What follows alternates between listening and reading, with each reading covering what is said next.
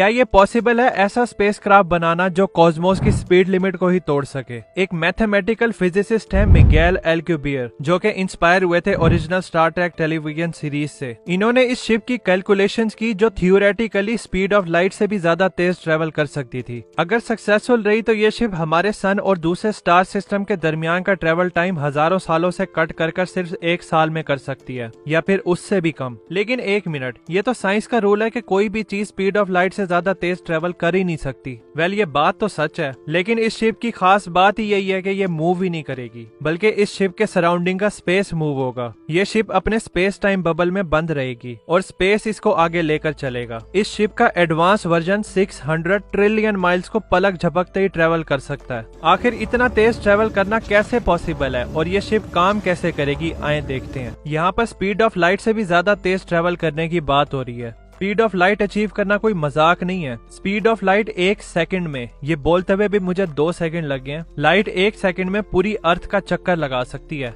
7 दफा। अब लाइट की स्पीड ही 3 लाख किलोमीटर पर सेकंड है, लेकिन अगर हम इसको स्पेस के साइज से कंपेयर करें तो ये कुछ भी नहीं है। कैसे? लाइट को सन से अर्थ तक आने में 8 मिनट लगते हैं, क्योंकि सन से अर्थ का डिस्टेंस 147 मिलियन किलोमीटर है। इसी तरह लाइट को सन से प्लेनेट नेपच्यून तक आने में 4 घंटे लगते हैं, और हमारा सोलर सिस्टम क्रॉस करने में इसको 1.5 साल लग जाएंगे। सन से सबसे करीब स्टार है प्रोक्सिमा सेंटोरी। लाइट को 4.25 साल लगेंगे हमारे सन से प्रोक्सिमा सेंटोरी तक जाने में, और फाइनली हमारी मिल्की वे गैलेक्सी को क्रॉस करने में लाइट को 1 लाख साल लग जाएंगे। हमारे ऑब्जर्वेबल यूनिवर्स में 2 ट्रिलियन गैलेक्सीज हैं। अब आपको आइडिया हो गया होगा कि मैं क्यों बोल रहा था कि स्पीड ऑफ लाइट भी बहुत कम है यूनिवर्स के साइज के कंपैरिजन में। लेकिन हम इंसानों ने भी मॉडर्न टेक्नोलॉजी की मदद से अब तक का फास्टेस्ट स्पेसक्राफ्ट बना लिया है। ये है पार्कर सोलर प्रोब। इसकी टॉप स्पीड है 7 लाख किलोमीटर पर आवर या 192 किलोमीटर पर सेकेंड। बहुत ही ज्यादा तेज स्पीड है अर्थ के हिसाब से। अगर इसको कंपेयर करें स्पीड ऑफ लाइट से तो ये उसका 0.0006% है, बहुत ही ज्यादा स्लो। करंट टेक्नोलॉजी की मदद से हम चांद पर 3 दिन में जा सकते हैं। मार्स पर जाना है तो 9 महीने लग जाएंगे। उसके अलावा दूसरे प्लैनेट्स पर जाना है जैसे जुपिटर, सैटर्न,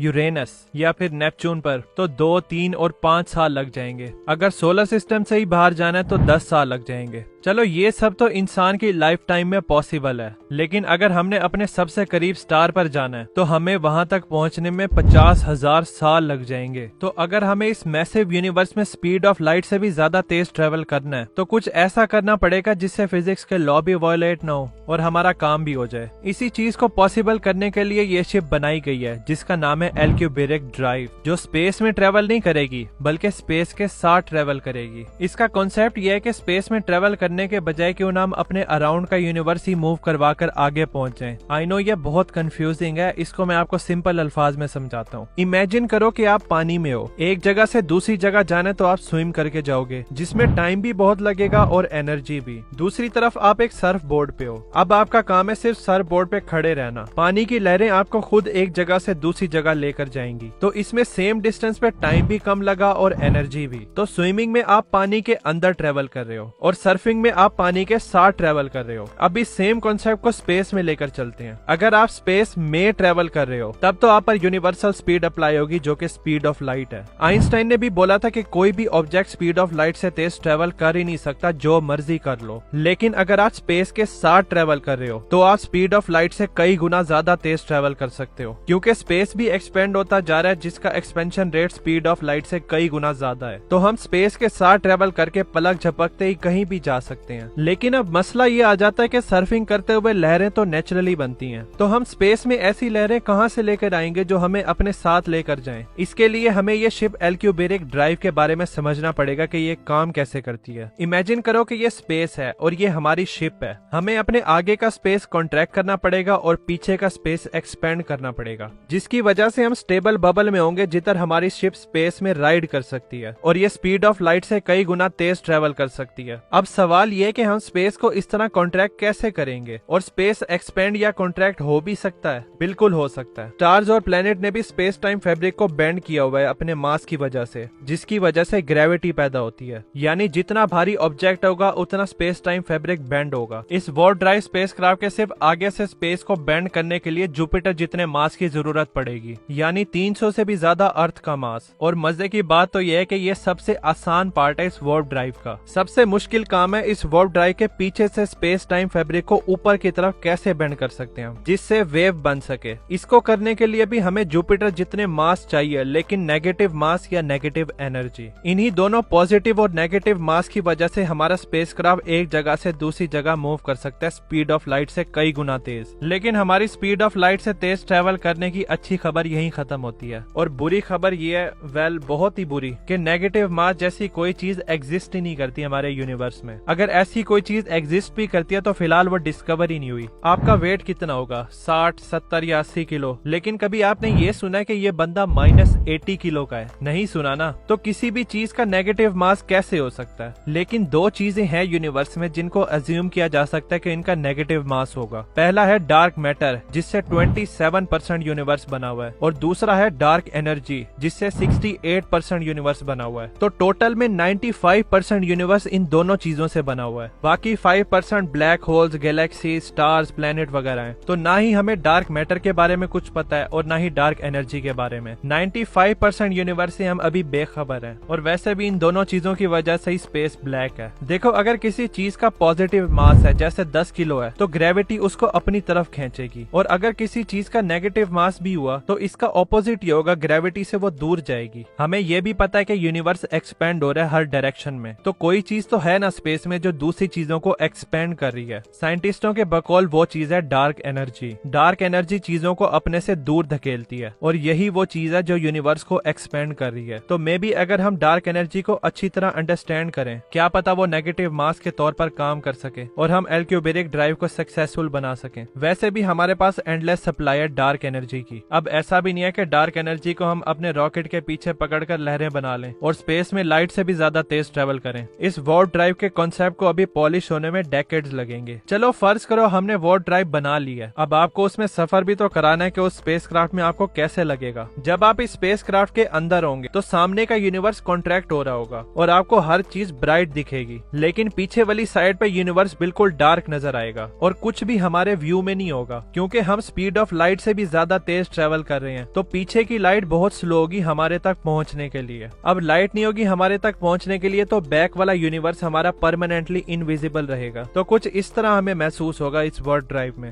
जब तक ये टेक्नोलॉजी सही तरह बनकर तैयार भी होगी, हम लोग तो वैसे भी जिंदा नहीं होंगे इसको एक्सपीरियंस करने के लिए। चलो खैर है, मैंने करा तो दिया आपको इसमें सफर। हमारी पता नहीं कौन सी जनरेशन इस वार्प ड्राइव को असल में देखेगी और इंटरगैलेक्टिक ट्रैवल को एक्सपीरियंस कर पाएगी, इसका तो हमें बिल्कुल भी नहीं पता। लेकिन शायद हमारी लाइफ में हम प्लेनेट मार्स पर इंसानों को मे भी बसता हुआ देख सकें। इस प्लेनेट पर लोग किस तरह रहेंगे और हम मार्स को किस तरह रहने के काबिल बना सकते हैं, उसके लिए मैंने ये वाली वीडियो बनाई है। आपको रिकमेंड करूंगा कि आप जरूर देखें। तो मिलते हैं मार्स पर। Thanks for watching.